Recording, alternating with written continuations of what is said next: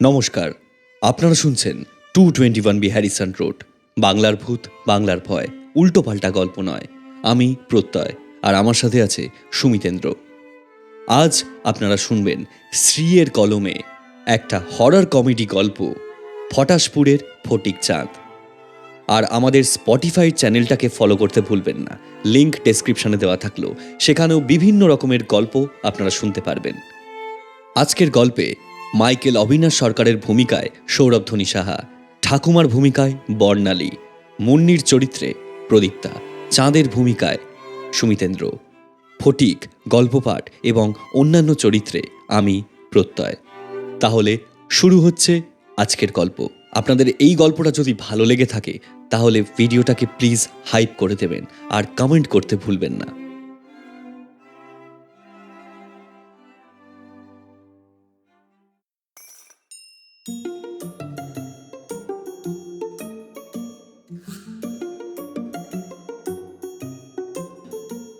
আমাদের এই জায়গাটার নাম ফটাশপুর, আর আমরা হলাম ফটাশপুরের ফুটো কেষ্টতয়। আরে না না, ফাটা কেষ্ট নয়, ফুটো ফুটো কেষ্ট, মানে কি না যাদের কপাল এবং পকেট উভয়ই ফুটো। আমরা মানে আমি শ্রীমান ফটিকচরণ মিত্র আর আমার বন্ধু শ্রীমান চন্দ্রকেতু দে ওরফে চাঁদ। তবে পদবি দে হলেও ওকে কেউই দেয় না। যাক সে কথা, যেটা বলার সেটা হলো আমাদের কপাল আর পকেটের ফুটোর বর্তমান যা অবস্থা, ব্ল্যাক হলো বোধ করি, তা দেখলে নিশ্চয়ই লজ্জা পেয়ে যাবে, তা নিয়ে বিন্দু মাত্র সন্দেহ নেই। বাপের হোটেল থেকে বহুকাল ধরে পশ্চাৎ দেশে লাথি খেতে খেতে গন্ডারের চেয়েও অতি শক্ত হয়ে যাওয়া আমাদের চামড়াও এবার বিদ্রোহ জানাতে শুরু করেছিল।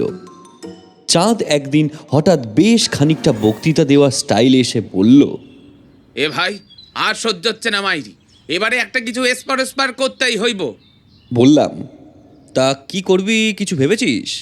চাঁদ চোখ বড় বড় করে বলল, বিজনেস বিজনেস করব বেরাদার, বিজনেস। তা বিজনেস যে করবি, কিসের বিজনেস, আর ক্যাপিটালই বা পাবো কোথায়? চাঁদ আমার কথায় বেশ খানিকটা উৎসাহিত হয়ে বলল, আরে সব প্ল্যান ছকা আছে আমার, কোনো চাপ নেই। এই বিজনেসে কোনো ক্যাপিটাল লাগবো না, লাগবো শুধু বেরেন, পুরো ক্যাশলেস ব্যবস্থা। তুই জাস্ট দেখা যা। ব্রেন? তোর সেটাও আছে? না মানে এর আগে জানা ছিল না তো ব্যাপারটা, তাই আর কি। দেখ ফটকে, কথায় কথায় না ইনডালজ করবি না। আচ্ছা, ইন্ডালজ করবো না মানে? ও ও তুই নিশ্চয় ইনসাল্ট বলতে চাইছিস, তাই না? চাঁদ আমার কথায় তেমন একটা পাত্তা দিল না।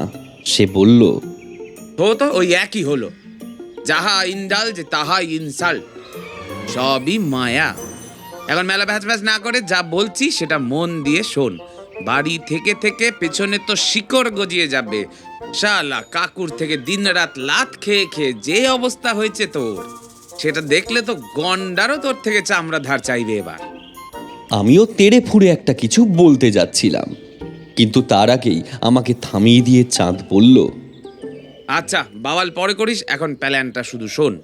কি প্ল্যান? চাঁদ একটা 2.5 কিলোর মতো সব জানতা বিজ্ঞ স্টাইল হাসি ঝুলিয়ে বলল, বড়দিঘির মাঠের কাছে আমাদের সেই পুরনো কয়লার গুদামটা ছিল না, ওইটা তো সেই কবে থেকে ফাঁকা পড়ে আছে একদম। ভাবছিলাম ওইখানেই চালু করব বিজনেসটা, বুঝলি? বড়দিঘির মাঠ? সর্বনাশ করেছে। মুহূর্তে ভয়ে আমার মুখটা শুকিয়ে একেবারে আমসত্ত্ব হয়ে গেল। আমতা আমতা করে কোনো মতে জিজ্ঞাসা করলাম, সে তো ভূতের আড্ডা, ওর পেছনেই তো কবরখানা রে, ওখানে কিসের বিজনেস করবি তুই? চাঁদ এক ফুৎকারে আমার কথা উড়িয়ে দিয়ে বলল, হ্যাঁ রাখতো তোর ভূত, ওসব কিছু হয় না, সব পাতি বোগাস।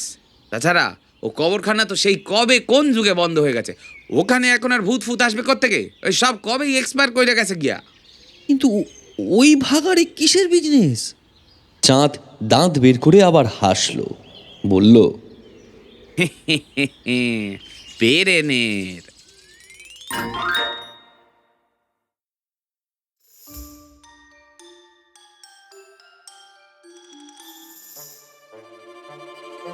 চাঁদের ব্রেনের বিজনেস কথাটার অর্থ যদি আগে থাকতে ঘুণাক্ষরেও জানতে পারতাম, তবে কিছুতেই ওর এই তালে তাল দিতাম না নিশ্চয়ই। চাঁদদের ঠাকুরদার আমলে কয়লার বিরাট ব্যবসা ছিল, কিন্তু আজ আর সেই দিন কোথায়। এখন বাজারের কাছে ছোট একটা কাপড়ের দোকান আছে ওদের। মোহন কাকু মানে চাঁদের বাবা ছেলেকেও ওই দোকানে ঢোকাবার আপ্রাণ চেষ্টা চরিত্র করেছিলেন। চাঁদ যে দোকানে বসেনি তাও নয়, দিন তিনেক দোকানেও বসানো হয়েছিল তাকে, কিন্তু ওই শুরু এবং ওই শেষ।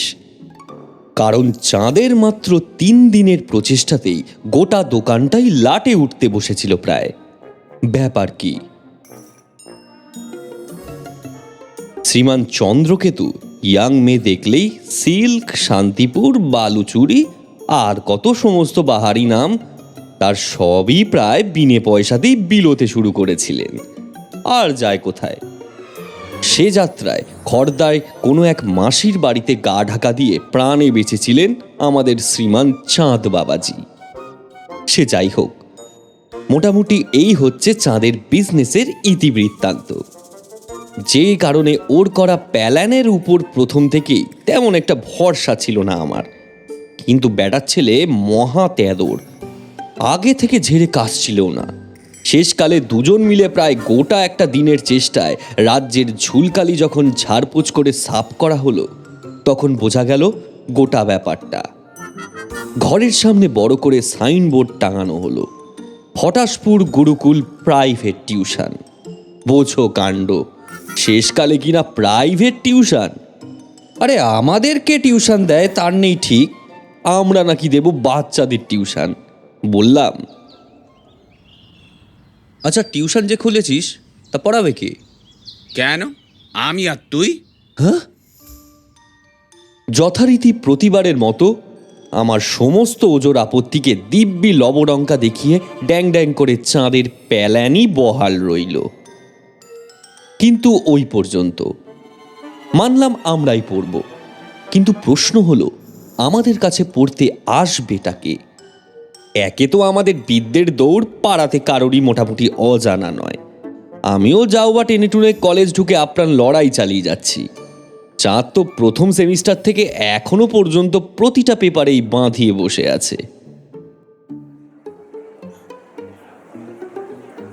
সেদিন কলেজে বাংলার রাধারমণ বাবু চশমার ফাঁক দিয়ে আর চোখে ওর দিকে তাকিয়ে জিজ্ঞাসা করেছিলেন, রে কত হলো? চাঁদ আমতা আমতা করে উঠে দাঁড়িয়ে বলেছিল, ওই মানে ছটায় স্যার। ও বসতেই পাশ থেকে কে জানি ফোড়ন কেটে বলে উঠেছিল, আরে এত বাড়াসনি, এরপর তো আর চলাফেরা করতে পারবি না, রাস্তাতেই ডেলিভারি হয়ে যাবে। এই তো গেল আমাদের সরস্বতীর হাল, তার উপরে পড়ানোর জায়গাটাও অপূর্ব, কবরখানার একদম পাশে। কি চমৎকার ভিউ! আহা! বললাম, শালা কোচিং খোলার জায়গা পেলি না মাইরি। আর জায়গা কোথায়? ঘর ভাড়া নিতে কত খরচা হবে জানিস? মাসে 2 থেকে 3 হাজারের ধাক্কা কে দেবে শুনি? অতএব কাকস্য পরিবেদনা। দিন গেল, সপ্তাহ গেল, বৃষ্টির জল লেগে গুরুর উঠে গরুকুল হয়ে গেল। কিন্তু আমাদের টিউশন সেন্টারে গরু বা স্টুডেন্ট কোনোটাই আর এলো না। ভাবলাম যাই হোক, তবু এখানে বুঝি ঝামেলার শেষ হবে হয়তো। রাম রাম করতে করতে বিকেল হতে না হতে সেন্টার বন্ধ করে বড় দিঘির মাঠ থেকে দৌড়ে দৌড়ে বাড়ি ফিরতে হবে না আর। কিন্তু কোথায় কি? তখন কি আর জানতাম যে বিপদের এই সবে শুরু।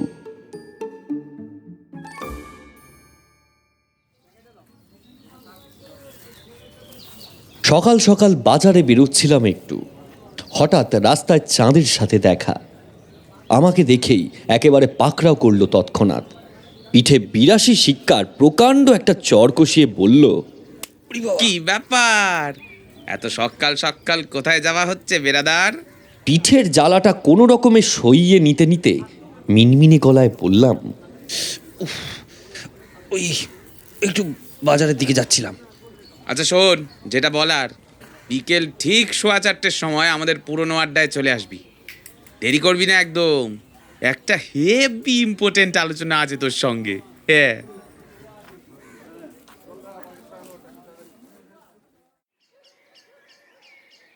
চাঁদের হেভি ইম্পর্টেন্ট আলোচনা আছে বলে কথা, না গেলে কি আর হয়। অগত্যা বিকেল ঠিক 4:15 সময় গুটি গুটি পায়ে হাজির হলাম আমাদের পুরনো আড্ডা মানে তিনকড়িদের রকে। দেখলাম শ্রীমান চন্দ্রকেতু আগে থেকেই পায়চারি করছেন সেখানে। আমাকে দেখে গম্ভীর মুখে বললেন, বস, কথা আছে।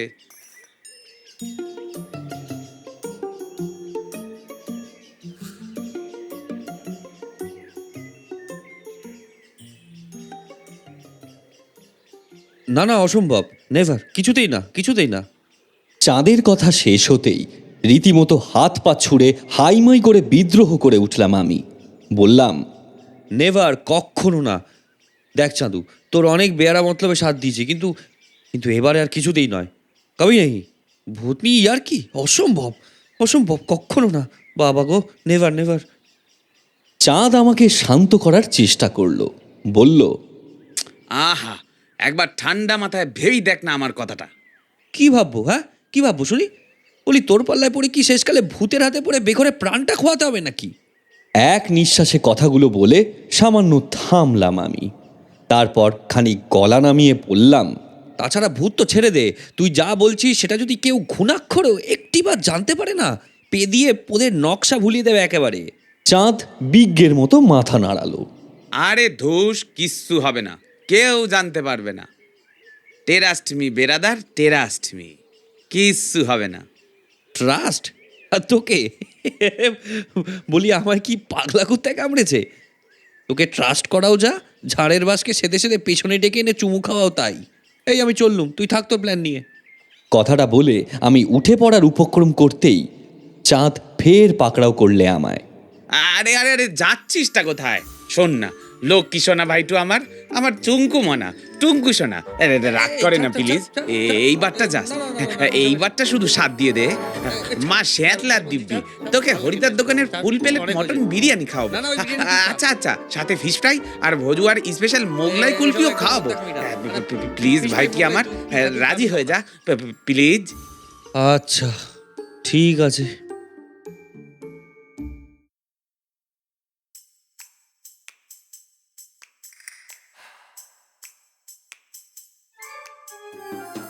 ভাইয়ের মতো বন্ধু বলে কথা, এতবার করে প্লিজ বললে কি আর রাজি না হয়ে থাকা যায়? তাছাড়া প্রাণ যাবার পর প্রাণ আবার ফিরেও আসতে পারে, বলা যায় না। কিন্তু হরিদার দোকানের full plate mutton biryani, fish fry আর বজুয়ার স্পেশাল মালাই কুলফি একবার যদি ফসকে যায়, আর আসবে না। হরিদা তোমার জন্য জানও কুরবান, জান যায় মাগ আর বিরিয়ানি না যায়। অতএব আবার শুরু হলো চাঁদের বিনা ক্যাপিটালের বিজনেস প্ল্যান। চাঁদ আবার কোত্থেকে কিসব জোগাড় যন্ত্র করে বেশ কিছু লিফলেটও ছাপিয়ে আনলো। বড় বড় সিঁদুরে লাল হরফে লেখা নতুন সাইনবোর্ড এলো, ফটাশপুরের ফিটিং তন্ত্র। প্রযত্নে ফটিকচরণ মিত্র ও চন্দ্রকেতুতে। প্রেমে ছ্যাঁকা, কপাল ব্যাকা, চাকরি খাঁকা, নেই নেই নেই, আর কোনো চিন্তা নেই। সমস্ত সমস্যার একটাই সমাধান, ফটাশপুরের ফিটিং তন্ত্র। এখানে যত্ন সহকারে অত্যন্ত গোপনীয়তার সাথে ভূত প্রেত পিশাচের দ্বারা বশীকরণ করার মাধ্যমে আপনার যে কোনো সমস্যাকে ফটাফট ফিটিং করা হবে। প্রেম, সম্পত্তি, চাকরি, ব্যবসা, যে কোনো ক্ষেত্রে নিজেকে একবার ফিট করতে আজই চলে আসুন আমাদের কার্যালয়ে। ফটাশপুর বড় দিঘির মাঠ, কবরখানার সামনে। সাক্ষাতের সময় সন্ধ্যে 7:30 থেকে রাত 11টার মধ্যে যে কোনো সময়। এই শেষের ব্যাপারটা অর্থাৎ সাক্ষাতের সময়টা নিয়ে আমার ঘোর আপত্তি ছিল। চাঁদের দিকে তাকিয়ে করুণ গলায় বলেছিলাম, এই গোরস্থানের সামনে রাতের বেলায় ভূতের নাম নিয়ে মামদোবাজি করবি? হ্যাঁ রে, তোর প্রাণীকে আমার জন্য একটু দয়ামা নেই? ভূত না আসুক, দেখা যাবে ওর ভয় আমি অর্ধেক হার্ট ফেল করে গেছি। চাঁদ ওর সেই আধা কিলো অবজ্ঞা মেশানো পেটেন্ট হাসিটা হেসেছিল, আবার বলেছিল, সে তোর হার্ট অর্ধেক ফেল করলে বাকি অর্ধেক ফেল করানোটা আমার ডিউটি। তারপরে আর ভরং করতে হবে না। সত্যি সত্যি একটা পোষা ভূত থাকবে আমার। হে হে, তোর আত্মাকে দিয়ে সব জোগাড় যন্ত্র করিয়ে নেব তখন। হে হে। কথাটা বলেই খ্যাক খ্যাক করে হেসে উঠেছিল হারামজাদা। তারপর আমার গম্ভীর মুখ দেখে কিনা জানি না, খানিক তোয়াজের গলাতে বলেছিল, আরে বাবা, এগুলো হলো গিয়ে একটা বেশ ওই ইয়ে ব্যাপার তৈরি করা। সিনেমায় কখনো দেখেছিস কোনো গান নেই, পেছনে মিউজিকের প্যাপও নেই, লা লা লা নেই, সেন্টু দেওয়া নেই, কিচ্ছু নেই, হিরো এমনি ফ্যাপা করে এসে হিরোইনকে জড়িয়ে ধরছে, দেখিসনি তো? এও হলো গিয়ে তেমনই ব্যাপার। দিনের বেলায় চাঁদির ওপর রোদ চচ্চর করছে একেবারে, কোথাও কিচ্ছু নেই, তখন ভূতের নাম করে অংবং করলে লোকে মানবে? তার চেয়ে বেশ রাত্রির হবে, টিম টিম করে একটা মোমবাতি কিংবা হ্যারিকেন জ্বলবে, পেছনেই কবরখানা, হঠাৎ হুক্কা হুয়া করে শিয়াল ডাকবে, উফ, জমে পুরো ক্ষীর একদম।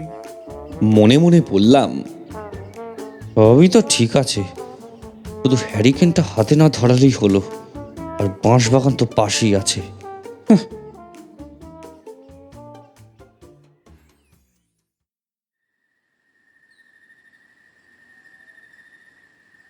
চাঁদ যেমন ব্যাপারটাকে বেশ ক্ষীরের মতো আশা করেছিল, বাস্তবে অবশ্য ততটাও হলো না ঠিক। যথারীতি পরের দিন সন্ধ্যাবেলা থেকেই পোঁটলা পুটলি গুছিয়ে বসে গেলাম আমরা।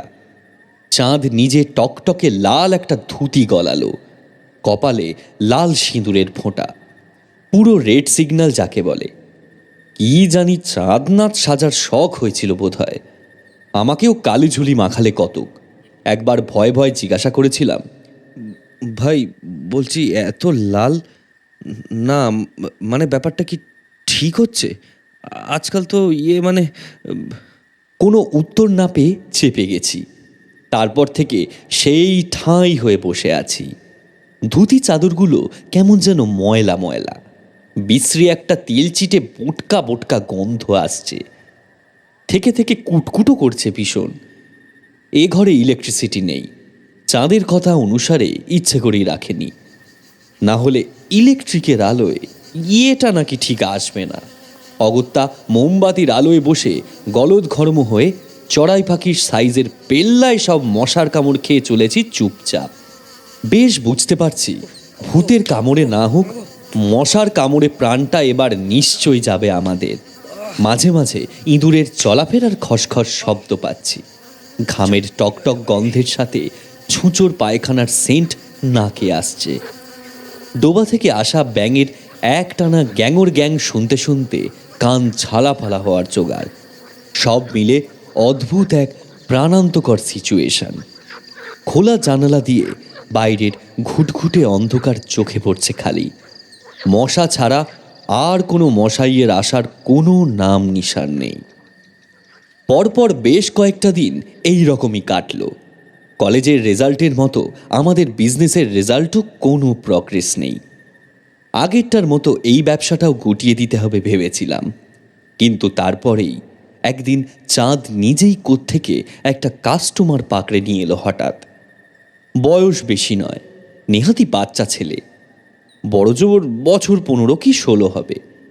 ফিসফিস করে এক ফাঁকে চাঁদকে ডেকে জিজ্ঞাসা করলাম, এই এটাকে আবার কোত্থেকে জোটালি? চাঁদ চাপা গলায় বলল, আমার পিস্তুত ভাইয়ের জ্যাঠতো দাদার কাকার মেজো ছেলের বন্ধু, হেভি সেন্টু কেস। শুনলাম কোন মেয়ের কাছে প্রেমে ছ্যাঁকা টাকা খেয়ে একাকার কাণ্ড একদম, তাই পাকড়ে নিয়ে এলুম। বড় লোকের ছেলে গুরু, এ মুরগিকে ঠিকঠাক বাগে আনতে পারলে না, তোর বিরিয়ানির ট্রিটটা একেবারে কনফার্ম। হ্যাঁ, ছেলেটা কাঁচু মাচু হয়ে বসেছিল, চোখ দুটো ফোলা ফোলা, চুলগুলো উস্কো খুস্কো, চেহারায় কেমন একটা আগোছালো দেবদাস মার্কা বিভাগী টাইপের ভাগ। চাঁদ ওর দিকে তাকিয়ে জিজ্ঞাসা করল, এবারে সবটা খুলে বল তো ঘন্টায়, পুরো কেসটা কি? তা অবশ্য বললে ঘন্টাই। পড়ার কোচিনের কোন এক মেয়েকে নাকি বেজায় ভালো লেগেছিল তার। মেয়েটার নাম মধুমিতা। কোনো এক বন্ধুর থেকে মেয়েটার নাম্বারও জোগাড় করেছিল সে। মেয়েটাকে মেসেজ করে ওকে প্রপোজ করার চেষ্টাও করেছিল। আর তাতেই বাঁধে মূল বিপত্তিটা।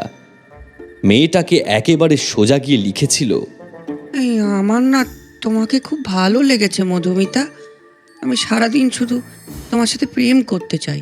তাতেও হয়তো তেমন কিছু হতো না, তবে সমস্যাটা বাঁধে অন্য জায়গায়।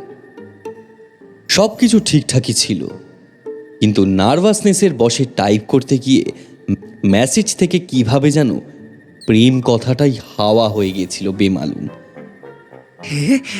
আমি সারাদিন শুধু তোমার সাথেই করতে চাই। বলাই বাহুল্য, কি করতে চায় সেটা আর জিজ্ঞাসা করেনি মেয়েটা। যা করেছিল তাও আর বলার মতো নয়। সব শুনে গম্ভীর মুখে খানিকক্ষণ চুপ করে বসেছিল চাঁদ। তারপর ভারী গলায় বলল, বড়ই জটিল সমস্যা। তাহলে কি হবে চাঁদুদা? মধু কি আর কখনো আমার হবে না? ওরে অবোধ, এই চন্দ্রকেতু যখন আছে তখন হবে না এমন কিছু হতে পারে না, বুঝলে কি না? আমি হলাম গিয়ে চন্দ্র আর কেতু একসাথে। আমি চাইলে হবে না এমন কিচ্ছু নেই। শুধু মধু কেন, চিনি, গুড়, বাতাসা, যা যা চাস সবই তোর হবে। মৌচাক থেকে মধু পেড়ে এনে তোর মধুচন্দ্রিমা করিয়ে তবে ছাড়ান দেব, বুঝলি? কিন্তু কিন্তু কি চাঁদুদা? কিন্তু এর জন্য তো মহামোহ মহিভূম বশীকরণ করতে হবে তোকে। মহামোহ মহি, সেটা আবার কি জিনিস গো? কি করতে হবে তার জন্য? তোকে কিচ্ছুটি করতে হবে না, যা করার আমিই করব। তবে এ যে সে বশীকরণ নয়, এ হলো গিয়ে মহামোহ মহিভূম বশীকরণ। এর জন্য 200 বছরের বাসি ভ্যাম্পায়ারের বগলের ঘেমো চুল লাগে, আর লাগে শনিবার বার বেলায় ভেঙে যাওয়া দ্বার কাকের বাঁ পায়ের 3 নম্বর আঙ্গুলের নখ, পোড়া নিমের ডাল, মাদাগাস্কারের মরা শকুনের পালক, ক্যালিফোর্নিয়ার কলা, আরও কত কি। এইসব জোগাড় করা কি আর মুখের কথা? অনেক ঝক্কি, তাছাড়া খরচাপাতিও প্রচুর। আমার মনে হয় না তুই সেসব। চাঁদের মুখের কথা শেষ হয় না, তার আগেই ছেলেটা পকেট থেকে একটা 500 টাকার নোট বের করে ওর হাতে গুঁজে দেয়। বলে, খরচ নিয়ে কোনো অসুবিধা নেই, ও যা লাগে আমি বাবার কাছ থেকে ম্যানেজ করে নেব। তুমি শুধু যেভাবে হোক মধুকে আমার করে দাও, তাহলেই হবে।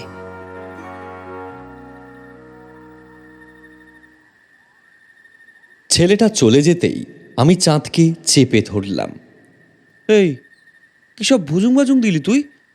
ভ্যাম্পায়ারের বগলের চুল কোথায় পাবো এখন? আর মাদাগাস্কার, ওখানে শকুন আদৌ আছে নাকি? ওসব তুমি আমার ওপর ছেড়ে দাও বস। এই চন্দ্রকেতুদে আছে না, সব ম্যানেজ করে নেবে।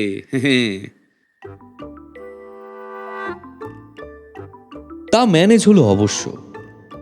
বিশ্বাসে মিলায় বস্তু কথাটা যে কতটা সত্যি তার প্রমাণ চোখের উপর দেখতে পেলাম বেশ। একের পর এক 200-500 নোট কি সুন্দর অবলীলায় মিলিয়ে যেতে লাগলো একেবারে। সাথে মেলাতে লাগলো বিরিয়ানি, কাটলেট, কুলফি, আরও অনেক কিছু। কাস্টমাররা যে মাঝে সাঝে এসে কাজ হচ্ছে না বলে বিরক্ত করতো না তা নয়, কিন্তু চাঁদের এলেম আছে মানতেই হবে। সে বিলক্ষণ ম্যানেজ করে নিত সব।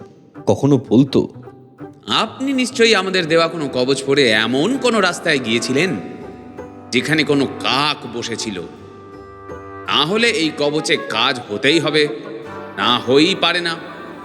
আবার কখনো বলতো, যজ্ঞ ঠিকঠাকই হয়েছে, কিন্তু তুমি মনে হয় যজ্ঞের পরে কখনো ভুল করে এমন কোথাও নিঃশ্বাস নিয়ে ফেলেছো যেখান দিয়ে কালো বেড়ালে পাশ কাটিয়ে গেছে। না হলে এ যজ্ঞ একেবারে অব্যর্থ। এরকম আরও হাবিজাবি কত কি। সব কিছুই ঠিকঠাক চলছে। কাস্টমারের দেওয়া টাকায় খ্যাটনটাও নেহাত মন্দ হচ্ছে না রোজ।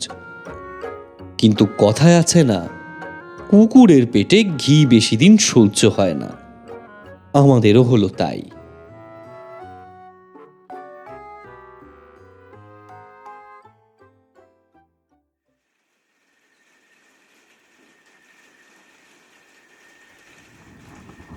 সেদিন ছিল বুধবার। সন্ধ্যা থেকেই ঝিরঝির করে বৃষ্টি পড়ছিল, সাথে পাল্লা দিয়ে বিদ্যুতের ঝলকানি আর মেঘের গর্জন। ঝোড়ো হাওয়ার দাপটে মোমবাতির আলো জ্বালিয়ে রাখাই দায় হচ্ছিল প্রায়। চাঁদ বলল, আজ আর কেউ আসবে না মনে হয়। মনে মনে জিনিসপত্র গুছিয়ে গাছিয়ে বেরিয়েই পড়ব ভাবছিলাম, কিন্তু তার আগেই দরজায় মৃদু টোকার মতো একটা শব্দ হলো হঠাৎ। আসতে পারি?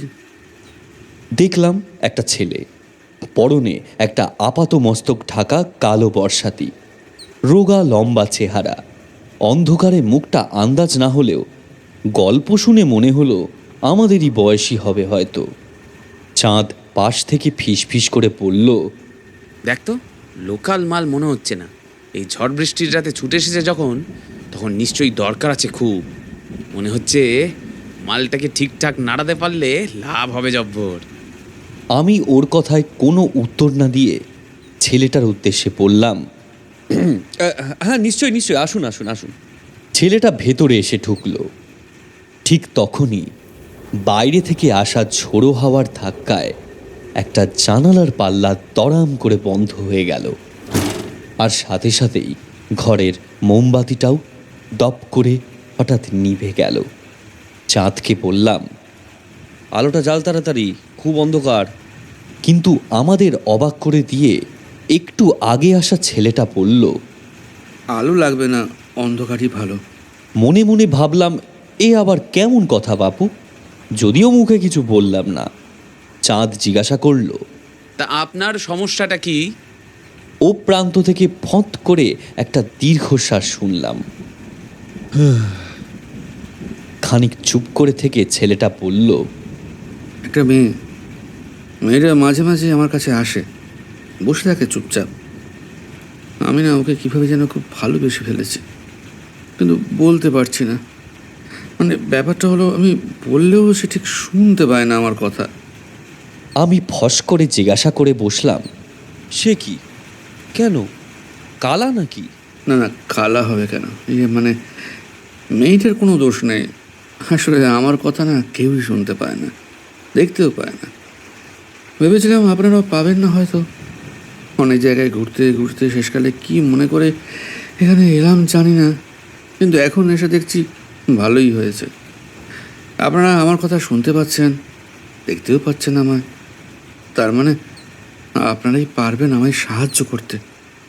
ছেলেটা আরও কিছু বলতো কিনা জানি না, তার আগেই চাঁদ হঠাৎ ওকে থামিয়ে দিয়ে বলল, দাঁড়ান দাঁড়ান, দেখতে পায় না, শুনতেও পায় না, মানে কি যা তা বলছেন? নেশা টেশা করে এসছেন নাকি? ছেলেটা কোনো উত্তর দিল না। মনে মনে ভাবলাম, কি রে বাবা, পাগল ছাগল নাকি? চাঁদ এবারে খানিক বিরক্ত গলাতেই জিজ্ঞাসা করল, তা আপনার নাম কি? মাইকেল অবিনাশ সরকার। আপনি বাঙালি খ্রিস্টান? অন্ধকারে ঠিক দেখতে পেলাম না, তবে বুঝলাম ছেলেটা মাথা নাড়ল। জিজ্ঞাসা করলাম, আচ্ছা আচ্ছা, থাকেন কোথায়? বাড়ি কোথায় আপনার? এই তো পেছনে, আপাতত এখানেই আছে। পেছনেই বলতে ছেলেটা কোথায় যে বোঝালো ঠিক বুঝতে পারলাম না। চাঁদ বলল, আপনার জন্মের তারিখ? 15 মার্চ। সালটা? ছেলেটা কোনো উত্তর দিল না। বললাম, ও দাদা, জন্মের সাল মানে ও বার্থ ইয়ারটা জিজ্ঞাসা করছে। ছেলেটা তবুও চুপ করে রইল। মনে হলো কিছু একটা বলি বলি করেও বলতে পারছে না যেন।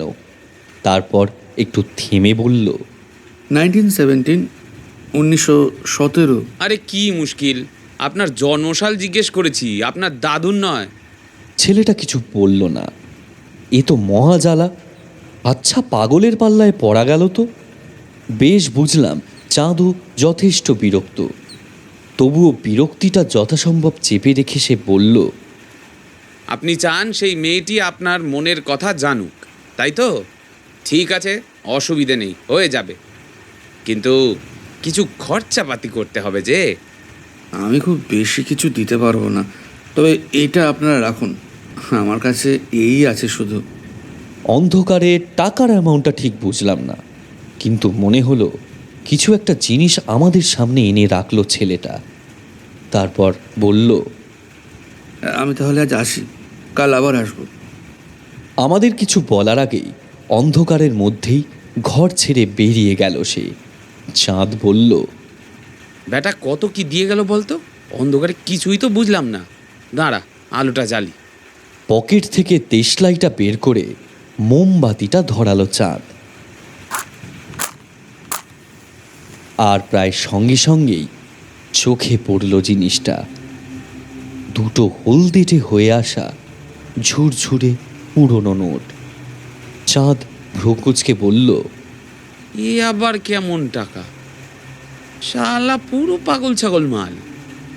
এসব কোত্থেকে জোটে কে জানে। কি মনে হতে চাঁদের হাত থেকে নিয়ে মোমবাতির সামনে মেলে ধরলাম নোট দুটো। আর ধরতেই চমকে উঠলাম, আরে এই যে ব্রিটিশ আমলের টাকা, এ কোত্থেকে এলো এখানে? একটা অবাস্তব সম্ভাবনার কথা চকিতে বিদ্যুৎ চমকের মতো আমার মাথায় খেলে গেল হঠাৎ। মনে পড়ে গেল ছেলেটা আসা মাত্রই মোমবাতির আলোটা দপ করে নিভে গিয়েছিল। এই ঘরটার পেছনে তো প্রায় 300 বছরের পুরনো কবরখানা ছাড়া আর কিছুই নেই। তাহলে আর এই কাছেই পেছনে থাকি বলতে কোথায় বুঝিয়েছিল ছেলেটা?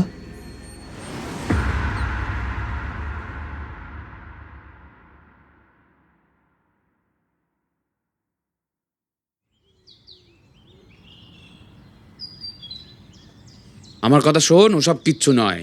কেউ পাতি মজা করছে জাস্ট, তুই শুধু শুধু টেনশন নিচ্ছিস। চাঁদ হালকা গলায় কথাটা বললেও আমি মোটেও হালকাভাবে নিতে পারলাম না ব্যাপারটাকে। বললাম, আচ্ছা মজাই যদি হয়, তাহলে তাহলে মাইকেল অবিনাশ সরকার লেখা ওই কবরটা 15ই মার্চ 1917 সালটাও তো একদম ঠিকঠাক মিলে গেল। আর ছেলেটাও তো বলেছিল ও পেছনেই থাকে, কিন্তু কিন্তু পেছন তো এই কিন্তু কিন্তু পেছনে তো এই কবরখানাটা ছাড়া আর কিছুই নেই। কালকে রাতেই সন্দেহটা প্রথম দানা বেঁধেছিল মাথায়। তাই সকাল হতেই কি মনে করে অনেকটা সাহস সঞ্চয় করে রাম নাম করতে করতে কোনো মতে গিয়ে হাজির হয়েছিলাম ওই কবরখানায়।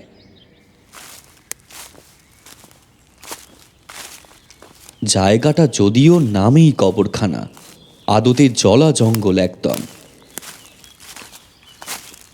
বাবার কাছে শুনেছি অনেক আগে, মানে সেই ব্রিটিশ আমল থাকতে নাকি ওখানে কবর দেওয়া হতো। এখন আর সেসব কিছুই হয় না। খুব বেশি দূর যেতে হয়নি আমাদের। কবরখানার ভেতর বেশ কয়েক পা এগোতেই লতায় পাতায় ঘেরা ভাঙাচোরা ফলকটা আমারই নজর পড়েছিল প্রথম। মাইকেল অবিনাশ সরকার, 1893 থেকে 1917, মানে মাত্র 24 বছর বয়সেই মারা গিয়েছিল ছেলেটা।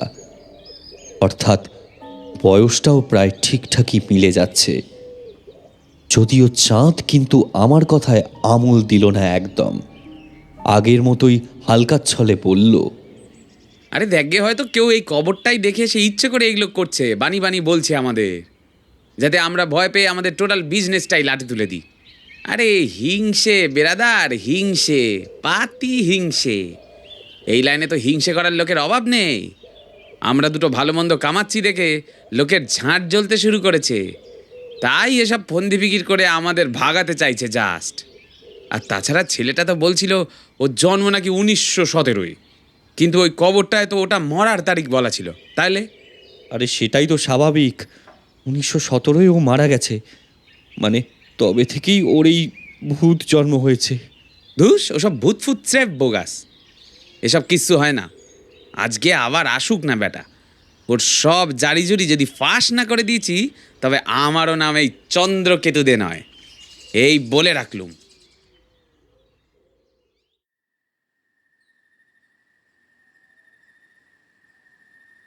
আমার আজকে আসার ইচ্ছে ছিল না মোটেও। সাত করে ভূতের সঙ্গে মোলাকাত করতে কেই বা চায় বলুন? আমিও চাইনি। জ্বরের নাম করে এই ভোর গরমেও আপাত মস্তক কাঁথা কম্বল মুড়ি দিয়ে মটকা মেরে বাড়িতে পড়েছিলাম চুপচাপ। কিন্তু চাঁদ বেটা তাতেও রেহাই দিল না, টেনে হিঁচড়ে বগল দাবা করে আমাকেও সঙ্গে নিয়ে এলো ঠিক। ঘড়ির কাঁটা রাত প্রায় 10টা ছুঁই ছুঁই। সেই মাইকেলের ভূত এখনও এসে হাজির হয়নি দেখে মনে মনে খানিক স্বস্তির নিঃশ্বাস ফেললাম আমি। যাক বাবা, তার মানে বেটা আজ আর আসবে না নিশ্চয়ই। ছোটবেলায় যেমন পরীক্ষার আগে মনে মনে প্রার্থনা করতাম যাতে মাইকেলের কবিতা থেকে প্রশ্ন না আসে, ঠিক তেমনই এখন মনে মনে বলছিলাম যাতে মাইকেলের ভূত আর না আসে। চাঁদ বলল, বললাম না এসব হলো গিয়ে কারো জারি জুরি। দেখ না, বেটা ভয় পেয়েছে নির্ঘাত, তাই আর আসেনি। কিন্তু চাঁদের কথা শেষ হয় না। তার আগেই দরজার বাইরে আগের দিনের মতোই টকটক শব্দ শোনা যায় আবার, সাথে সেই এক চেনা কণ্ঠস্বর। আসতে পারি? আমার তো ততক্ষণে ভয় প্রায় দাঁত কপাটি লাগার জোগাড়। যদিও চাঁদ কিন্তু দমল না, গম্ভীর গলায় বলল, আসুন। আজও ছেলেটা ভেতরে আসতে মোমবাতিটা আগের দিনের মতোই নিভে গেল যথারীতি। চাঁদ সেটাকে আবার জ্বালানোর চেষ্টা করতেই ছেলেটা বলল, আমি যতক্ষণ থাকবো ততক্ষণ আমি না চাইলে ওটা জ্বলবে না আর। মামদাবাজি পেয়েছো? শালা ভূত সেজে এসে আমাদের ব্যবসায় হুড় করে বাত্তাল, তাই না? চাঁদ হঠাৎ খেঁকিয়ে উঠল। ছেলেটা প্রথমটায় কোনো উত্তর দিল না, তারপর খানিক চুপ করে থেকে ঠান্ডা গলায় বলল, আপনারা তাহলে জেনেই গিয়েছেন আমার পরিচয়? মানেটা তৎক্ষণাৎ পরিষ্কার হয়ে গেল একদম। কারণ তখনই তপ করে হঠাৎ আবার জ্বলে উঠল মোমবাতিটা। আর আর মোমবাতির সেই হলদে আলোয় স্পষ্ট দেখলাম আমাদের ঠিক সামনেটায় বসে আছে একটা নরকঙ্কাল। তার আপাদমস্তক একটা ঝোলা কালো বর্ষাতিতে ঢাকা। আমাদের দিকে তাকিয়েই মিটমিটে হাসছে সে। তাই না দেখে হেঁচকি তুলে দড়াম করে সেই যে উল্টে গেলাম, ব্যাস, তারপর আর কিছু মনে নেই আমার।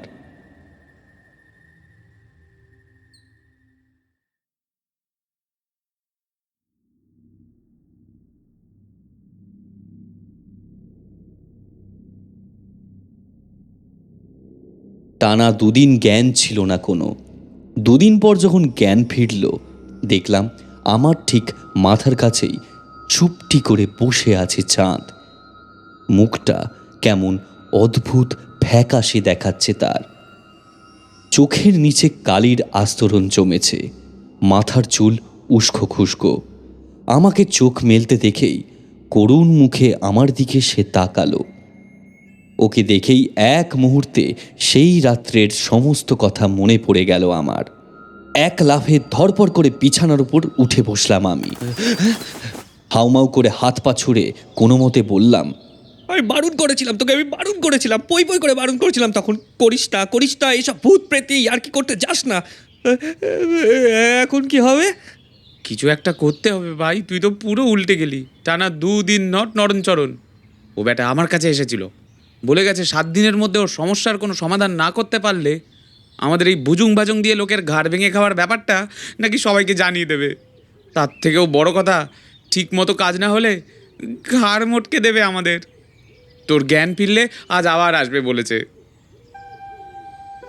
আপাতমস্তক কালো বর্ষাতি ঢাকা একটা ফ্যাট ফ্যাটে সাদা হাড় সর্বস্ব মুখ মুহূর্তে আমার চোখের সামনে ভেসে উঠল আবার। আমি আবার ফ্ল্যাট হতেই যাচ্ছিলাম, কিন্তু তার আগেই চাঁদ ধরে ফেললো আমায়। কোনো মতে কুই কুই করে বললাম, ভাই ভাই ওখানে আর যাবো না, তাহলে এই ল্যাটা চুকে গেল তো। হ্যাঁ, তুই কি মনে করেছিস আমার কি প্রাণের মায়া নেই? সেদিনের পর আমি আর গেছিলাম নাকি ওখানে? ও বেটা আমার বাড়িতে, আমার ঘরে ঢুকে এসেছিল একেবারে। ভূতের হাত থেকে ছাড়ান পাওয়া এত সহজ নয় রে ফটকে। এবার কি হবে? তাহলে উপায়? উপায় একটাই, যেভাবে বাকিদের সমস্যার সমাধান করেছি এর সমস্যারও সমাধান করতে হবে আমাদের। কিন্তু ভূতের প্রেমের ঘটকালি করব কিভাবে? হাউ! করতেই হবে যেভাবেই হোক, নইলে হাউ নয়, একেবারে হাউ মাউ খাউ করে দেবে আমাদের।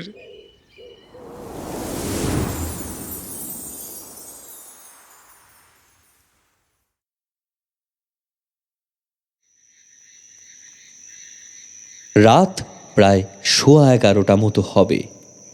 3 কড়ির রকটায় ফিকে জ্যোৎস্নার হলদে আলো এসে পড়ছে। তারই এক কোণায় জড়সড়ো হয়ে ঘাপটি মেরে বসেছিলাম আমরা। রাম রাম রাম। প্রাণপণে রাম নাম জপ করছিলাম। হঠাৎ শুনলাম পাশ থেকে কে যেন বলছে, তার সাথে আছে নাকি? হবে নাকি একটু? একবার একটা মাতাল আমার কবরের পাশে একটা বোতল ফেলে গেছিল, চেখে দেখেছিলাম, টেস্ট মন্দ না। চোখ খুলতেই জ্যোৎস্নার টিমটিমে আলোয় আগন্তুককে দেখলাম। না, আজ আর কঙ্কাল নয়, বরং দেখলাম আমাদেরই বয়সী একটা ছেলে। কখন যেন পাশের রকটায় চুপ করে এসে বসেছে সে। হালকা ছিপছিপে চেহারা, লম্বাটে গড়ন, পাতলা ঠোঁট, গায়ের রং ঈষৎ ফ্যাকাশে। রকের উপর বসে পা দোলাতে দোলাতে আমাদের দিকেই সে তাকিয়েছিল। ঠোঁটে কেমন একটা বিষণ্ণ হাসি, চোখের দৃষ্টি স্থির শান্ত। যতই মানুষের মতো দেখতে লাগুক না কেন, আসলে তো ভূত। কথাটা ভাবতেই বুকের ভেতরটা আবার ধড়াস করে উঠল। ছেলেটা মানে ভূতটা বলল, ব্যবস্থা কিছু হলো? চাঁদ প্রথমটায় কিছু বলতে পারল না, মৃদু একটা ঢোক গিলল শুধু। ভূত অধৈর্য গলায় তাড়া লাগালো আবার, কি হলো? চুপ করে আছো কেন? কি ব্যবস্থা করবে ঠিক করলে? তারপর একটু থেমে বলল, 7 দিন, ঠিক 7 দিনের মধ্যে ব্যবস্থা হওয়া চাই, না হলে কি করবো সেটা মনে আছে তো? এবারে তার কথায় প্রচ্ছন্ন হুমকির রেশ ছিল। চাঁদ তড়িঘড়ি বলে উঠল, ব্যবস্থা হয়ে যাবে, হয়ে যাবে, ব্যবস্থা হয়ে যাবে স্যার। মাইকেল অবিনাশের ভূত যেন সামান্য উৎসাহিত হলো, জিজ্ঞাসা করল, কিরকম ব্যবস্থা? সে কি আমার মনের কথা বুঝতে পারবে? কেন পারবে না স্যার? নিশ্চয়ই পারবে, আলবাত পারবে, পারতেই হবে। কিন্তু তার জন্য আপনাকে ছোট্ট একটা কাজ করতে হবে শুধু। কি কাজ? আপনাকে ভূত থেকে মানুষ হতে হবে জাস্ট, ব্যাস। তাহলেই আর কোনো প্রবলেম হবে না। আপনি তাকে আর সে আপনাকে যা ইচ্ছে তাই বলতে পারবেন। একেবারে জলের মতো সিম্পল কেস পুরো। বটে, তা আমি মানুষ হব কি করে? নাও ঠেলা, সামলাও এবার। চাঁদকে খোঁচা মেরে ফিস ফিস করে বললাম, এই তুইও কি একেও আমাদের কাস্টমারের মতো ছাগল পেয়েছিস নাকি, যে চাল মেরে পার পেয়ে যাবি? এখন এখন কি করবি? একে মানুষ বানাবি কি করে এবার? চাঁদ আমার দিকে তাকিয়ে চোখ টিপল, চাপা গলায় বলল, টেনশন নট বেরাদার, হাম হ্যাঁ না। মনে মনে বললাম, হ্যাঁ, इसलिए तो টেনশন भी है। আচ্ছা, মানুষ মোড়ে যেমন ভূত হয়, ভূত মোড়েও তেমন কি মানুষ হতে পারে না? অবিনাশের ভূত ঠান্ডা চোখে তাকালো আমার দিকে। চাঁদ পাশ থেকে মোক্ষম একটা রাম চিমটি কাটলো আমায়। যন্ত্রণায় উপ করতেও ভুলে গেলাম। বুঝলাম কিছু একটা আন্তাবড়ি বলে ফেলেছি নির্ঘাত। মাইকেল অবিনাশ আমাদের আরও খানিকটা কাছে এগিয়ে এলো। মনে হলো আমার হৃৎপিণ্ডটা হাত পা ছুঁড়ে হাড়ে রেড়ে আমায় ছেড়ে দেড়ে গাইতে চাইছে আবার। তার মধ্যেই অবিনাশের গম্ভীর গলা শুনতে পেলাম। শুনলাম সে বলছে, এ কি তোমাদের আজগুবি সব সিনেমা কিংবা গল্প পেয়েছো নাকি, যে দুলান অং বং সোহা করলেই ভূত মরে যাবে একদম? শোনো, ভূত এত সহজে মরে না। মানুষ মরতে পারে, কিন্তু ভূত ভূত কিছুতেই মরে না। ভূত মানে অতীত, যে বারবার ফিরে আসে। ইতিহাসকে মরতে দেখেছো কখনো? চাঁদ পাশ থেকে ফিসফিস করে বলছে, ইতিহাসকে মরতে দেখিনি, তবে স্কুলে থাকতে মারতে দেখেছি। আমার অবিনাশ সরকার ওর কথা শুনতে পায়নি নিশ্চয়ই, সে তখনও বলে চলেছে। ইতিহাস কখনো মরে না, ইতিহাসের পাতায় পাতায় তাই একই ভূতের বারংবার আনাগোনা। ভূতকে একেবারে শেষ করা যায় না, সে বারবার নানাভাবে ফিরে আসে শুধু। আজ যে ভূত তোমার বাড়ি বয়ে এসে পায়ে ধরে তোমার সেবা করতে চাইছে, দেখবে কাল সেই ভূতই আবার তোমার গলা টিপে ধরেছে। তুমি ভাববে তুমি ভূত মেরে তার জায়গায় বুঝি সত্যিকারের মানুষ হাজির করেছো, কিন্তু যেই 2 দিন যাবে তখন বুঝতে পারবে তুমি আসলে মানুষ নয়, অন্য আরেক নতুন ভূতই নিয়ে এসেছো আবার। তাই বলছি, ভূতকে মারা যায় না, অন্য রাস্তা ভাবো। বললাম, তাই যদি হয় তাহলে এনাকে মানুষ কি করে করা সম্ভব? ভূত কি কখনো মানুষ হয়? এও কি সম্ভব? কেন সম্ভব নয়? আলবাত সম্ভব। আরে ভূত যদি আসতো একটা বই লিখতে পারে, তাহলে মানুষের প্রেম করতে পারবে না কেন? নিশ্চয়ই পারবে। আপনি চিন্তা করবেন না স্যার, সব প্ল্যান ভাবা হয়ে গেছে আমার। কিরকম প্ল্যান? আপনাকে মানুষ বানানোর প্ল্যান। তবে তার জন্য আপনাকেও একটু কষ্ট করতে হবে স্যার। আপনাকে যেভাবে হোক রোজগার করতে হবে, মানে পয়সা, মানে মানি ইনকাম।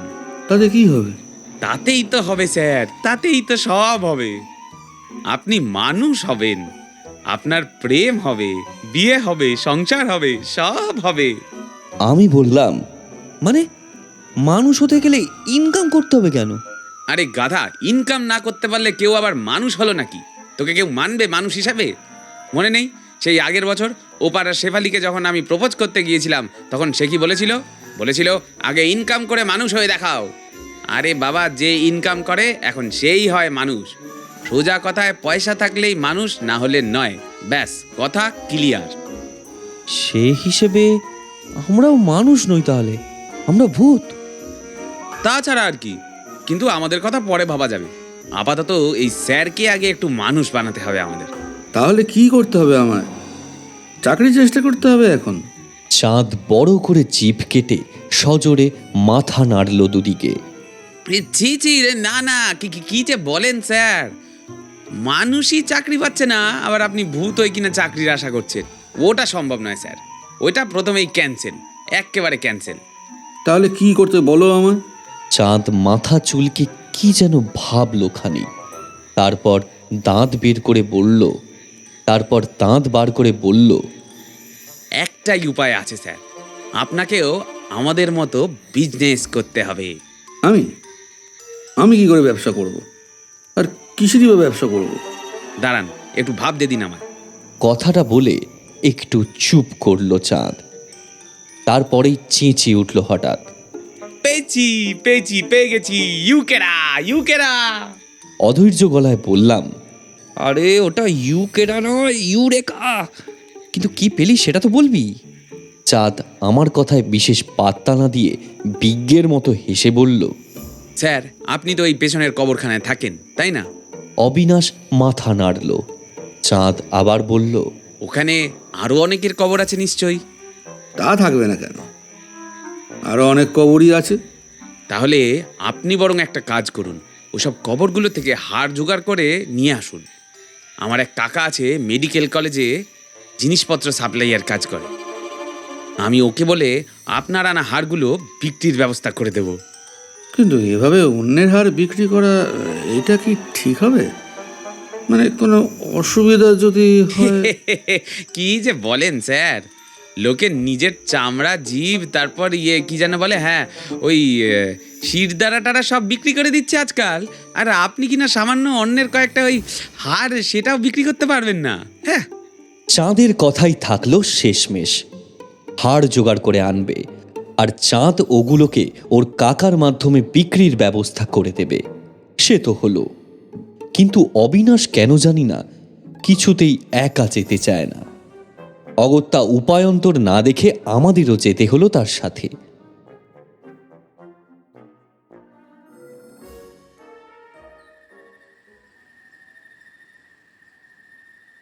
যথারীতি পরের দিনই রাত ঠিক 10টার সময় আমরা দুজন গিয়ে হাজির হলাম কবরখানার ঠিক সামনেটায়। দেখলাম অবিনাশ আগে থেকেই দাঁড়িয়ে আছে সেখানে। আমাদের দেখে ইশারায় ওর পেছন পেছন আসতে বলল চুপচাপ। চারিদিক থেকে ঝিঝি পোকার ডাক শোনা যাচ্ছে, আর সেই সঙ্গে মিশেছে মশাদের সমবেত সঙ্গীত। দূরে কোথাও একটা পাড়ার কালু ভুলুদের কিছু একটা গুরুত্বপূর্ণ মিটিং বসেছে নিশ্চয়ই। মাঝে মাঝেই সেখান থেকে তারস্বরে বক্তৃতার শব্দ ভেসে আসছে। অবিনাশ ফিসফিস করে বলল, সাথে মাটি খোঁড়ার জন্য এনেছো কিছু? চাঁদ নিঃশব্দে মাথা নাড়ল শুধু। মনে মনে বললাম, উফ, কি কুক্ষণেই না এই চাঁদের পাল্লা এসে পড়েছিলাম প্রভু। আমি শ্রীমান ফটিকচরণ মিত্তির কিনা শেষটায় মরার হাড় ঘাঁটবো এখন। হায় রে, এটাই বুঝি বাকি ছিল কপালে।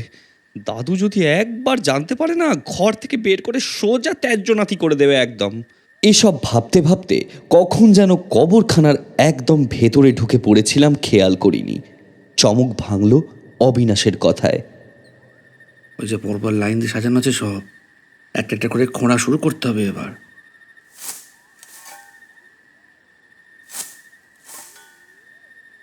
ঠিক কতক্ষণ কোদাল হাতে কাদামাটি মেখে ভূত হয়ে ঠোকাঠুকি করছিলাম সে আর মনে নেই। হঠাৎ একটা বাঁচখাই গলার চিৎকারে হুঁশ ফিরল আমাদের। এই কে রে? আমাদের এলাকায় ঢুকে আমাদেরই লুটে পুটে নেওয়ার তাল। দাঁড়া রে মরকটের দল, আজ তোদেরই একদিন কি আমাদেরই একদিন, হতভাগা। প্রথমটায় ভাবলাম অবিনাশ বুঝি কোনো কারণে ক্ষেপে গেছে আমাদের ওপর, কিন্তু তার গলা তো এমন খ্যানখ্যানে নয়। তাহলে কোথায় অবিনাশ, কোথায় কি? অচিরেই ভুল ভাঙল আমাদের। চাঁদের হাতে ধরা টর্চ লাইটের সাদা আলোয় দেখলাম সারি সারি কঙ্কালের দল বিকট একটা খটখট শব্দ তুলে দাঁত মুখ খিচিয়ে নাচতে নাচতে তেড়ে আসছে আমাদের দিকে। ওরে বাবা গো, আমার তো দেখেই দাঁত কপাটি লেগে উল্টানোর জোগাড়। তার মধ্যেই শুনলাম চাঁদ বিড়বিড় করে কি যেন বলছে। অং বং টিং লিং স্বাহা, অং ভূত ভাগিয়ে দে স্বাহা, অং ভূতের হাত থেকে বাঁচিয়ে দে স্বাহা। তবে রে হতভাগা মিংসের পুত, তোর এত বড় সাহস, তুই আমাকে ওই ব্যাটার ছেলে ওসি সাহাভূতের ভয় দেখাস? আরে ও কি করবে, ও সব আমাদের পোষা। চাঁদ এবারে হাউমাউ করে উঠল। ভুল হয়ে গেছে স্যার, আর কখনো হবে না স্যার, এবারের মতো মাফ করে দিন স্যার, প্লিজ, মাইটি বলছি, আর হবে না স্যার, ভুল হয়ে গেছে, প্লিজ ছেড়ে দিন। এখনো আমার বিয়ে হয়নি স্যার, সিঙ্গেল মারবেন না প্লিজ, ছেড়ে দিন স্যার, প্লিজ ছেড়ে দিন। ভুল হয়ে গেছে, ছেড়ে দেবো, মাফ করে দেবো বলি শক্ত কম নয় মুখ পোড়ার। ওরে হাড় হাবাতে মেইনসে বিটেলের ছুঁচোর দল, আমরা কিনা রেস্তোরাঁয় লেগ পিস হাড় সাপ্লাই করি, আর তোরা কিনা সেই হাড় লুঠে আমাদেরই বাড়া ভাতে ছাই দিবি। এ কে আছিস, ধরে চেপে শুট কতটাকে। লেগ পিস, হাড়, রেস্তোরাঁ। ওই অবস্থাতেও আমার মানুষ চক্ষে হরিদার দোকানের বিরিয়ানি নধর লেগ পিসগুলো ভেসে উঠল একবার, আর সাথে সাথেই হড়হড় করে অন্নপ্রাশনের ভাত উঠে এলো প্রায়। তারপরে কিছু বুঝে ওঠার আগেই টের পেলাম আমি যেন শূন্যে ভেসে চলেছি। চাঁদ আমাকে বগল দাবা করে তীব্র বেগে ছুটছে, আর পেছন পেছন খটখট শব্দ তুলে ধেয়ে আসছে সেই বিভীষিকার দল। দাঁড়া বলছি। কবরখানার গেট পেরিয়ে দিঘির মাঠ বরাবর ছুটতে ছুটতে মনে হলো সেই খটখট শব্দটা পেছন পেছন ধাওয়া করে আসছে না আর। কিন্তু বেশিক্ষণ ফুরসত নিয়ে সেটা নিয়ে ভাবার মতো অবকাশ পেলাম না। কিন্তু তার আগেই পেছন থেকে সমস্বরে ভেসে এলো বিকট এক ঘৌ শব্দ। পেছন ফিরতেই দেখলাম চিতাবাঘের মতো ক্ষিপ্র গতিতে একে একে ছুটে আসছে তারা। ভূতে কামড়ালে কি হয় জানি না, কিন্তু কুকুরে কামড়ালে ইঞ্জেকশন নিশ্চিত। অতএব আবার টেনে ছুট। আমরা যত জোরে দৌড়াই তারাও তত দ্বিগুণ উৎসাহ নিয়ে তেড়ে আসে। আমরাও ছুটছি, তারাও ছুটছে, আমরাও ছুটছি, তারাও ছুটছে। ওরে বাপরে, গেছি রে, ওরে ফটকে রে, ওরে বাপরে। হঠাৎ পাশ থেকে করুণ গলায় চাঁদের তীক্ষ্ণ হাহাকার ভেসে এলো। দেখলাম এক ব্যাটা কালু মস্তান কোন ফাঁকে কিভাবে যেন চাঁদের নাগাল পেয়ে গেছে, আর তারপরেই তার পশ্চাদেশে লাগিয়েছে মোক্ষম একখানা লাভ বাইট। কিন্তু তাই নিয়ে হাহাকার করার সময় নেই, কারণ পেছন পেছন লালু ভুলু টমিরাও তাদের সঙ্গীকে মদত দিতে তীর বেগে ছুটে আসছে তখনও। চাঁদকে এক হ্যাচকা টান মেরে ছাড়িয়ে আনলাম কোনো মতে, কিন্তু কালু মস্তান অত সহজে কি ছাড়তে চায়? ফরফর করে একটা আওয়াজ পেলাম, বুঝলাম গত পুজোয় চাঁদের নতুন কেনা প্যান্টার একটা অংশ দাঁত দিয়েই বাগিয়ে নিয়েছে ব্যাটা। কিন্তু সেই নিয়ে ভাবার সময় নেই আর। প্যান্ট গেলে প্যান্ট আসবে, কিন্তু ভরা জওয়ানিতে সিঙ্গেল অবস্থায় পশ্চাৎ দেশ গেলে উহা ফেরত আসিবে না আর। অতএব আবার ছুট ছুট ছুট। পাড়া দিয়ে ঢুকতে গেলে চাঁদের বাড়িটাই সামনে পড়ে। বেরোনোর সময় চাঁদ পেছনের খিড়কির দরজাটা খোলা রেখে এসেছিল। ছুটতে ছুটতে কোনো মতে সেই দরজা দিয়েই ভেতরে ঢুকে এলাম আমরা। কিন্তু তাতেও কি শেষ রক্ষা আছে? এদিকটায় তেমন একটা লোক যাতায়াত হয় না বলে দরজার গায়ে হেলান দিয়ে কাঠের স্তূপ দাঁড় করানো থাকে। টাল সামলাতে না পেরে প্রচণ্ড শব্দ করে হুড়মুড়িয়ে তার উপরে গিয়ে পড়লাম আমরা। আর সেই সাথে দরজার বাইরে তারস্বরে কুকুরের চিৎকার। ব্যাস, আর যায় কোথায়? মুহূর্তেই বাড়ির ভেতরের আলোগুলো জ্বলে উঠল পটাপট। আর সেই সাথে পেছনের বারান্দা থেকে চাঁদের ঠাকুমার গলা পেলাম। ওরে ডাকাইত পড়ছে রে, ডাকাইত খাইয়া ফেলাইলো রে, শিগগিরাই শিগগিরাই, ডাকাইত ডাকাইত। আমরা চিৎকার করতে গেলাম, কিন্তু ওই এক গাদা কাঠের স্তূপের ভেতর থেকে কারোর কানে পৌঁছলো বলে মনে হলো না। পৌঁছালেও বিশেষ কিছু লাভ হতো না। ঝুল কালি কাদা মেখে ছেঁড়া খোড়া জামা কাপড়ে যা একটা চেহারা হয়েছিল আমাদের তাতে নিজেরাই নিজেদের চিনতে পারতাম কিনার সন্দেহ। সেখানে বাড়ির লোকের আর কি দোষ? দমাদ্দম বেশ কয়েকটা থাপ্পড় চোপ্পড়ের পর চাঁদের জেঠু ডাকাত ধরিয়ে দিতে থানাতেই ফোন করতে যাচ্ছিলেন সম্ভবত।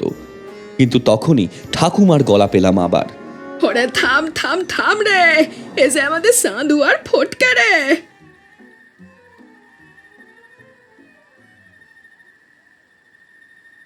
তার পরবর্তী লাঞ্ছনা পর্ব পেরিয়ে কিভাবে যে নিস্তার পেলাম তা আর সবিস্তারে বলার নয়।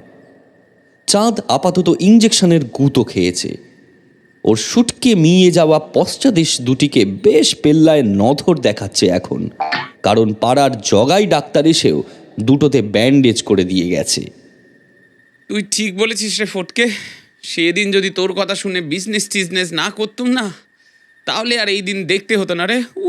কি ব্যথা! চাঁদ বিছানায় শুইয়ে কুই কুই করে উঠল। আমি কোনো উত্তর দিলাম না।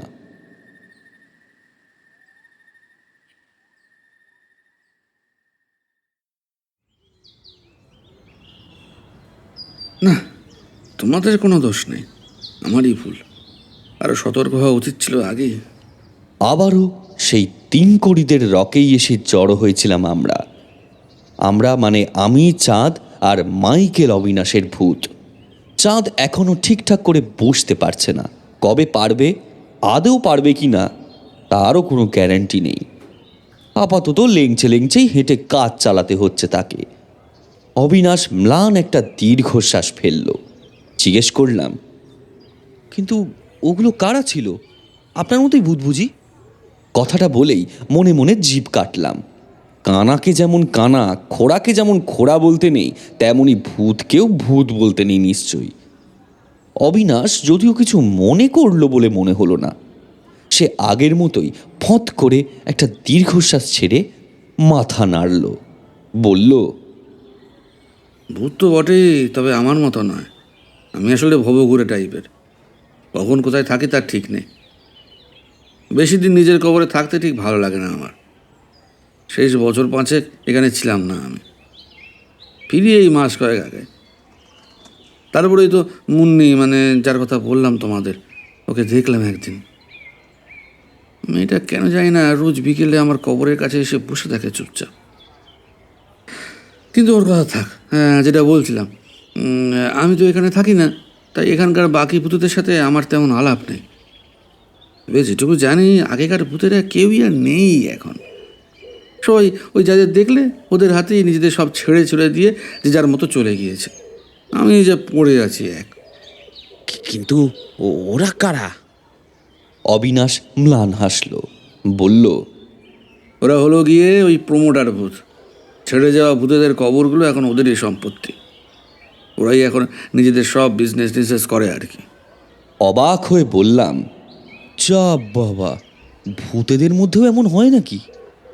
কেন হবে না? হলবাত হয়। তোমরাই যে ভাবো ভূতেরা এখনও সেই আদিকালের মেরে সাদা কাপড় পরে জলে জঙ্গলে ফেপা করে ঘুরে বেড়ায়, কিন্তু ওসব মিছে কথা। ভূত এখন সব জায়গাতেই থাকে। শপিং মল থেকে শুরু করে হাসপাতাল বলো আর তুমি কলেজ ক্যাম্পাস বলো, ভূত কোথায় নেই? ভূতেরাই তো সর্বত্র গিজগিজ করছে এখন। চাঁদ বেজার মুখে বলল, সে না হয় হলো, কিন্তু আপনি সেদিন আমাদের ফেলে রেখে রাতারাতি অমন ভেগে গেলেন কেন? অবিনাশ বোকার মতো দাঁত বের করলো। আমি বললাম গিয়ে কমন ভূত, মানে তোমরা যেমন ম্যাঙ্গো পিপিল মানে আম আদমি, আমিও সেরকম আম ভূত। এখানকার ঘাত ঘোত কিছুই আমার জানা নেই তেমন। আসলে আমি তো থাকিই না এখানে, হঠাৎ করে এসে পড়ে একা একা এদের সাথে ঝামেলা করব অত সাহস কেরা আমার আছে? তাই সে অদৃশ্য হয়ে গেছিলাম আর কি। তাছাড়া কুকুরে আমার বড্ড ভয়, সেজন্যই তো সাথে করে তোমাদের নিয়ে গিয়েছিলাম। একটানা কথাগুলো বলে অবিনাশ থামল। তারপর ম্লান গলায় মাথা নেড়ে বলল, না, তোমাদের আর বিরক্ত করব না, আমার জন্য অনেক সহ্য করেছো তোমরা। তাহলে একটা মামুলি গরিব ভূত ভেবে মাফ করে দিও ভাই। হ্যাঁ, এই প্রথম মাইকেল অবিনাশের ভূতের জন্য কেমন যেন খারাপ লাগলো আমার। আহা বেচারা, কতই বার বয়স ছিল, মাত্র 24 বছর, মানে আমাদেরই তো বয়সী প্রায়। 24 বছর বয়সে মনে হয় সিঙ্গেল অবস্থাতেই মারা পড়েছিল বেচারা। নিশ্চয় প্রেম টেম আর জোটেনি। এত বছর পর মরে ভূত হয়ে যাও বা একজনকে ভালো লাগলো, তাও সেটা বেচারা বলতে পারল না। অবিনাশ বলছে, এই ভূত জীবনে আমার কোনোদিনই তেমন আফসোস ছিল না জানো। তোমাদের তো দেখে দেখে মানুষ জীবনের উপর আর লোভ হয় না মোটেও, বরং ভয়ই লাগে। অনেক তো দেখলাম, তোমাদের মানুষদেরই কি আর ছকমারি কম? বেঁচে থাকতে রোজ দুবেলা নিয়ম করে মায়ের কাছে কথা শুনতাম আমার এই ভবঘুরেপনা নিয়ে। তো সে মাই বা এখন কোথায় কে জানে, সেসব ভাবিও না আর। দেখবি চলে যাচ্ছিল বেশ, এখানে ওখানে যেমন খুশি ঘুরে বেড়াতাম নিজের মতো। কী করতে যে এখানে ফিরে এলাম আবার। কথাগুলো বলে সামান্য থামলো অবিনাশ। তারপর নিজের মনেই বলে চলল আবার, মাঝে মাঝে শুধু একটু কারোর সাথে দুদণ্ড বসে দুটো কথা বলার লোভ হতো। অবশ্য সে তো আজকাল তোমাদের মানুষদেরই কাছেই ঠিকমতো মনের কথা কওয়ার মানুষ নেই এখন, সেখানে ভূত তো কোন ছাড়। হয়তো সেই নিয়েও তাই ভাবতাম না তেমন। কিন্তু ওকে দেখেই আমার মুশকিলটা হলো প্রথম। এক মাথা খোলা চুল, ছোট্ট কপাল, কাজ পোকার মতো পুচকে একটা টিপ, কি অদ্ভুত গভীর দুটো চোখ, সমস্তক্ষণ কত যে ভাবনা সেখানে। ও আসলে কি সুন্দর একটা গন্ধ ভাসে ওর সাথে, কেমন যেন ঝিম ধরে যায় চারপাশ। বেঁচে থাকতে কোনোদিনও গান কবিতা এসবের ধারে পাছেও যায়নি কখনো, কিন্তু ওকে দেখার পর থেকেই হঠাৎ ভীষণ কবিতা লিখতে ইচ্ছে করে। মনে হয় পৃথিবীর যত কবি তাদের যত কবিতা লিখে গেছে সেই সব কিছু ওর জন্যে উজাড় করে দিই।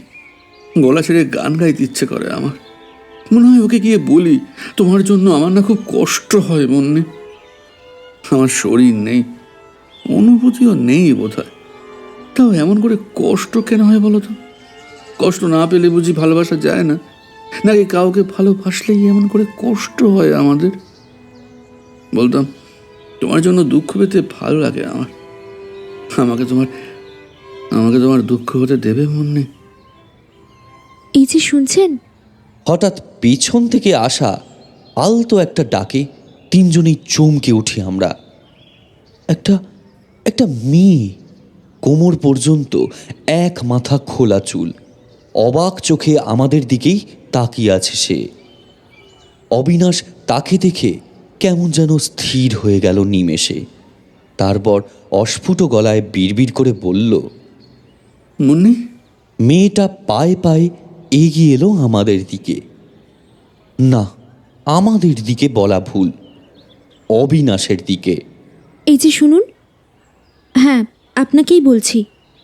অবিনাশ অবাক হয়ে বলল, আমাকে বলছো? আমাকে দেখতে পাচ্ছ তুমি? ও মা, দেখতে না পাওয়ার কি আছে? এই তো পরিষ্কার আমার সামনেই দাঁড়িয়ে আছেন আপনি। কি যে হচ্ছে আমাদের দুজনের, কেউ সেটা বুঝতে পারলাম না। মনে হলো যেন সামনে হঠাৎ আস্ত একটা সিনেমার পর্দা ঝুলিয়ে দিয়ে গেছে কেউ। নীরব দর্শকের মতো ড্যাব ড্যাব করে সেদিকে তাকিয়ে থাকা ছাড়া আর কোনোই ভূমিকা নেই আমাদের। মেয়েটা আবার বলল, কি হলো, অমন হাঁ করে তাকিয়েছেন কেন শুনি? অবিনাশ ঠোঁট চাটল, যেন কি বলবে সেটাই আর বুঝতে পারছে না বেচারা। তারপর আমতামতা করে বলল, কিন্তু মানে আমি তো নেই, মানে আমি তো ভূত তাই তো? খিলখিল করে হেসে উঠল মেয়েটা। তারপর পায়ে পায়ে এসে বসলো সামনের রকটায়। আমাদের যেন দেখতেই পেল না সে। চাঁদের হাত ধরে আলতো টান মেরে চুপচাপ এক পাশে সরে এলাম দুজনে। মনে হলো এই দৃশ্যের ভেতর থাকার কোনো অধিকার নেই আমাদের। মেয়েটার কথায় অবিনাশ আগের মতোই ভ্যাবাচাকা খেয়ে বলল, হ্যাঁ মানে কিন্তু তুমি জানলে কি করে? তাছাড়া তুমি আমাকে দেখতেই বা পাচ্ছ কি করে? এর আগে তো কিছুতেই তোমাকে দেখা দিতে পারিনি আমি, তাহলে এখন কি করে? ছোটবেলা থেকেই আমি একটু আলাদা রকমের। প্রায়ই আমার মনে হতো আমার আশেপাশে কারা যেন আছে। তাদের ফিসফিসে গলার শব্দ শুনতে পেতাম। মনে হতো তারা যেন সবসময় চোখে চোখে রাখে আমায়। আমার সাথে কিসের যেন এক সম্পর্ক আছে তাদের। সবাই বলতো আমি নাকি খুব কল্পনাপ্রবণ, তাই এমনটা হয়। বাবা বার কয়েক ডাক্তারও দেখিয়েছিল ছোটবেলায়, কিন্তু লাভ কিছু হয়নি। শেষে একদিন আমার এক দুঃসম্পর্কের পিসিমা চুপি চুপি আমায় ডেকে বলেছিলেন আমি নাকি সাইকিক। অনেকেই নাকি এরকম হয়। তুমি আমাকে দেখা দিতে না পারলেও প্রথম দিন থেকেই ওই কবরখানায় বসে তোমার অস্তিত্ব টের পেয়েছিলাম আমি। গাছের পাতাগুলো যখন শিরশির করে নড়ে উঠত, ঝিরঝিরে হাওয়া দিত, বা অকারণেই কবরখানার শুকনো পাতাগুলো মড়মড় করে উঠত, আমি বুঝতে পারতাম তুমি আমার আশেপাশেই কোথাও আছো। তোমার যেমন আমাকে দেখা দিতে ইচ্ছে হতো, আমারও না তোমায় দেখতে বড্ড ইচ্ছে করত। সবাই বলে ভূত নাকি ভয়ঙ্কর হয়, বিভৎস হয়। আমার জানতে ইচ্ছে হতো তুমি ঠিক কতখানি ভয়ঙ্কর। যারা মানুষের সর্বস্ব লুটে পুটে নিয়ে তার শেষ রক্তবিন্দুটুকু পর্যন্ত চেটে চেটে খায়, তুমি কি তাদের থেকেও বেশি ভয়ঙ্কর? নাকি প্রতি রাতে বাড়ি ফেরার সময় যেসব হিংস্র চোখগুলো আমার শরীরের প্রত্যেকটা ভাঁজ, প্রত্যেকটা খাঁজ ছিঁড়ে খুঁড়ে আছড়ে কামড়ে শেষ করে দিতে চায়, তুমি তাদের থেকেও বেশি বিভৎস? কোনটা? অবিনাশ চুপ করে দাঁড়িয়ে থাকে কিছুক্ষণ, তারপর থেমে থেমে বলে, কিন্তু তুমি তো মানুষ, তোমার তো আমায় দেখতে পাওয়ার কথা নয়। আমি মানুষ ছিলাম, কিন্তু এখন আর নেই। আসলে কি বলতো, খুব কম মানুষই না শেষ পর্যন্ত মানুষ থাকতে পারে। মানে মুন্নি মানে সেই মেয়েটার ঠোঁটের কোণে লেগে থাকা ম্লান হাসিটা আরও খানিকটা প্রসারিত হয়। সে বলে, মানে আমাদের এই পৃথিবীটাও না অনেকটা তোমাদের ওই কবরখানাটার মতন, জানো। এখানেও আমাদের আশেপাশে মরা মানুষই থাকে সব। তাদের গা থেকে পচা মাংসের গন্ধ আসে, মাথার উপর কাক শকুন ঘুরে বেড়ায় রোজ। কিন্তু এই কবরখানাতে কোথাও শান্তি নেই, যেমনটা তোমার ওখানে আছে। তাই তো ওখানে গিয়ে চুপ করে বসে থাকতাম, নিঃশ্বাস নিতাম একটু ভালো করে। তারপর দেখলাম আমাদের কবরখানাটার চেয়ে তোমার ওই কবরখানা ঢের ভালো। এখানে নিঃশ্বাসের শব্দ নেই, তবু নিঃশ্বাস নিতে ইচ্ছে করে, অন্তত যেটা আমাদের ওখানে আর করে না। ব্যাস, তাই এখানেই চলে এলাম। অবিনাশের অবাক ভাবটা এখনো যায়নি। মানে মানে আমিও এখন থেকে তোমার মতনই ভূত, থরি পেতনি। এসব এসব কি বলছো তুমি? এটা কি করলে তুমি? কেনই বা করলে? আমার জন্য তুমি কেন? ইস, কত শখ! তোমার জন্য মরে পেতনি হতে না আমার ভারী বইই গেছে। আমি তো নিঃশ্বাস নিতে ইচ্ছে না করার জন্য নিঃশ্বাস বন্ধ করেছি বাপু। অবিনাশ বোধহয় কি বলবে বুঝে পেল না। সে পাথরের মতো স্থির হয়ে দাঁড়িয়ে রইল চুপচাপ। মেয়েটা ধীর পায়ে উঠে এগিয়ে এলো ওর কাছে। আলতো করে ওর একটা হাত ছুঁল সে। অবিনাশের চারিপাশে ওর সমস্ত মৃত পৃথিবীটা এক মুহূর্তে যেন জীবন্ত হয়ে উঠল আবার। মুন্নির দিকে হাঁ করে তাকিয়ে রইল সে, যেন এই পৃথিবীর কোথাও আর কিচ্ছুটি দেখার নেই তার। মুন্নি বলল, দুঃখ নয়, জীবন পেরিয়ে যে মৃত্যুর কাছে এসেছি আমি তুমি, সেই মৃত্যুর মতোই শান্তি হয়েও আমার। নিঃশ্বাস বন্ধ হওয়ার পরেও আবার নিঃশ্বাস নেওয়ার ইচ্ছে হয়েও তুমি, গাছের পাতার শব্দ হয়েও আমার জন্য আমার গোটা একটা আকাশ হয়েও তুমি। বলো, হবে তো? অবিনাশ কি উত্তর দিল সেটা আর কানে এলো না আমাদের। পাশ থেকে চাঁদের গলা পেলাম। ফিসফিস করে চাপা গলায় সে জিজ্ঞাসা করল, টুরু লাভ তাহলে এখনো এই পৃথিবীতে বেঁচে আছে ভাই? আমি হাসলাম, বললাম, মরে আছে, আর সেটাও এই পৃথিবীতে নয়, অন্য কোনো পৃথিবীতে, অন্য কোনোখানে। ওই দেখ বলে সামনের দিকে আঙুল তুলে দেখালাম আমি। সেখানে চতুর্দশীর ফিকে জ্যোৎস্নার আলোয় দুটো ছায়া শরীর পাশাপাশি হেঁটে চলেছে চুপচাপ, শীতল নিঃশব্দ এক মৃত্যুর পৃথিবীর দিকে। মৃত্যুর পৃথিবী নাকি জীবন পেরিয়ে অন্য কোনো জীবনের পৃথিবীর দিকে, কে জানে।